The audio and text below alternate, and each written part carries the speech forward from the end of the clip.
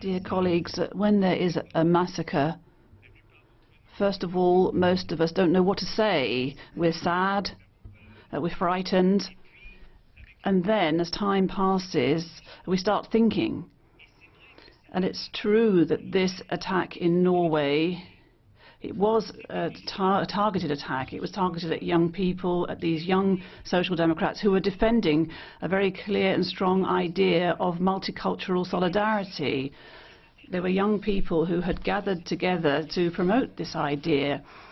And you had young Norwegians of Kurdish origin, you had young Norwegians of all different origins, and in fact they reflected this multicultural society that we have in many countries in Europe. And then there are many politicians who've been saying for a while now that multicultural societies haven't worked, and I've always wondered what this meant.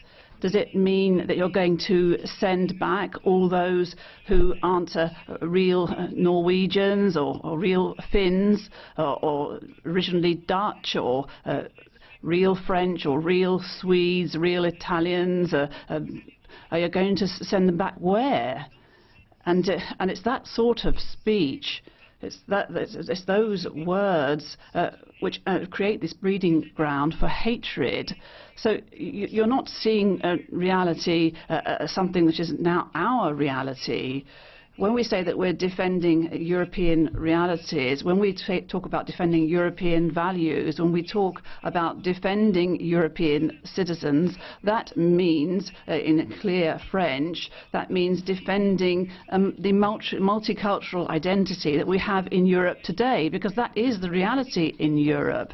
And the massacre was occurred because someone was against multiculturalism. And when a French member or any member of this Parliament dares to say that the problem in Norway, the problem wasn't the massacre, the problem was the naiveness of the Norwegian government, which promotes multiculturalism. Well, we have to say, Mr. Le Pen, that you are a disgrace for this Parliament. It's a disgrace that an MEP should have pronounced those words.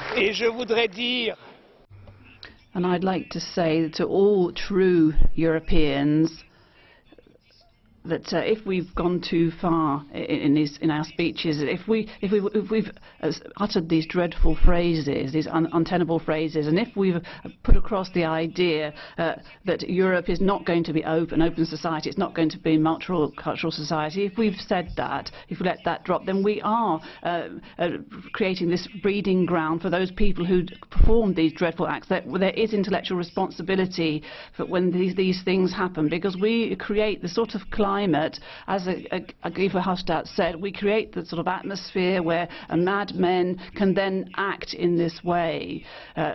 So if we're going to show our solidarity with Norway, we also have to reflect on what we're doing and what we're saying here as Europeans. Thank you very much.